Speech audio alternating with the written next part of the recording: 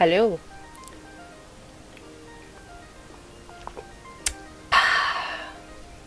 The YouTuber's drink. Can't tell you what it is. All I can tell you is it's sugar-free and it tastes like cherry. How's it going, little berries? This is Emberwytch here with an Open University update. I'm going to tag this onto the playlist that I've already got. Playlist, it's only 2 videos, but anyway, as most of you know from the last vlog, if you are watching the playlist, you'll see that I deferred one of the modules last year, and I do not regret doing that. I still think it is the best thing. But what I did was this last September, it's now July, I retook that module. So some of the knowledge and information I had from the last year was still with me. There were certain things that I could remember quite easily, and there were certain things that I hadn't actually looked at yet, so I had a huge scope of things to go through. I did touch on this before, but university has a good scheme, whereas if you defer the module for that year and you retake it the following year, you can do something called assessment banking. So they keep your tutor marked assessments or TMA scores, so you don't have to redo those TMAs, and that's what they did with mine. Technically I didn't have to do any actual TMAs. There were 2 more that I could have done, but I'd already hit the threshold. I did 1 more just to, you know, get some experience going again, and then the final one was the project, and then there was the exam. Have I enjoyed this year of university? No. Do I still love studying with the OU? Yes. As much as I want to be an earth scientist, actually studying earth science was not what I thought it was going to be. I really enjoyed the biodiversity section and learning about the cladograms for evolution and things like that. I really enjoyed learning about volcanoes and earthquakes. That was amazing. But it was mostly about rocks, and more bloody rocks. Just rocks. What can you say about rocks? They're hard. They're nearly always naturally formed. How they are formed is quite interesting. But it went into such depth. I mean, it even said several times on the module, well, how this happened is beyond the scope of this module. I'm like, thank goodness, because I don't want to know. Sometimes there was a part of me that thought, it's a rock, so what? You know, there's more to rocks than what people think, but it's like, for example, certain lava flows, when they solidify at the Earth's surface, there's a certain variation of rock which has exactly the same chemical compositions, but it can either be a gabbro, it can be a dolerite, or it can be, what's the other one, basalt. Gabbro is coarse-grained, dolerite is medium-grained, and basalt is fine-grained. And the basalt is so fine-grained, it's just, you can't always see the individual grains with the naked eye. You have to use a microscope or whatever. Good example is Giant's Causeway in Wales. Really, really good example. It's nice to see that things like places like that, for example, and player lakes that have that hexagonal cracking, and what the physics behind and the chemistry behind that happening. But the thing is, there are so many names, and it's about composition and melting and how rocks change with depth and pressure, about subduction zones. It was very heavy material. Even if you just moved off and studied rivers, it all comes back to rocks. So I've got very itchy nose, I apologise. I have something to not look forward to. In a couple of weeks I get my exam results. There were 5 TMAs, and then the final one, which was called a TMA, but actually it was a project. This project meant that you had to do some either online or field or lab research into some sort of geological place. I did one on where I live, because where I live is on an anticline, and it was actually quite interesting to learn. I went out to a quarry and had a look around there, took some photos, surfed some websites, got some examples of rocks, wrote it all up. I get it back and I get 34%.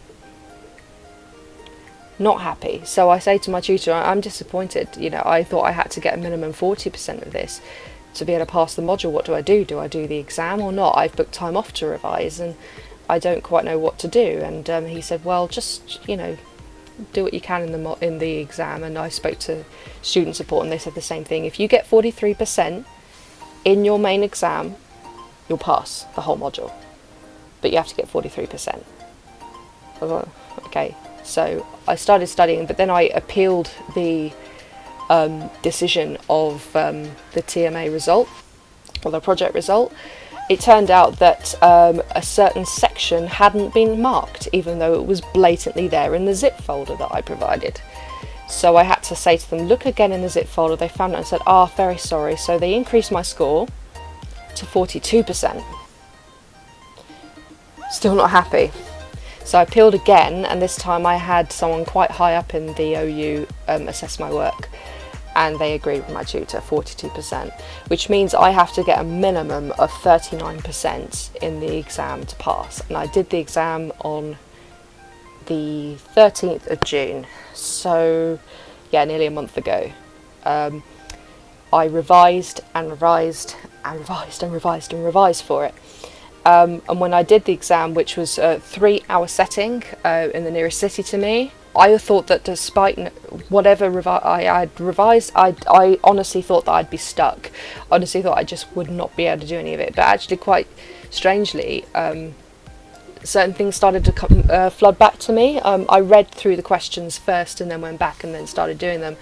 I was done in 2 hours. Now, I don't know if that's a good thing. I don't know if that means, yeah, I know what I'm doing, I know what I'm talking about, I've practiced and revised, and question 2 actually was something we were given in advance, so we had some time to plan that. If I haven't scored 39%, if I don't pass this module, I'm not retaking it again. I can't go through that again. It means it steps me back a year. I'd have to do level 2 all over again. If I do pass, I'm halfway through level 2. But even if I do fail, you know, you don't get anywhere in life without failing. You don't learn from mistakes if you don't fail. And I've gained knowledge. I may not have gained the marks if I don't pass, but I've gained knowledge. I could resit the exam, but I just don't want to re-enter that material. I just do not want to do it. So yeah, I wasn't happy about getting 42%, even when they revised my score, and I could take it to the final stage of their complaints process, but I'm not going to bother. I think just move on, Eri.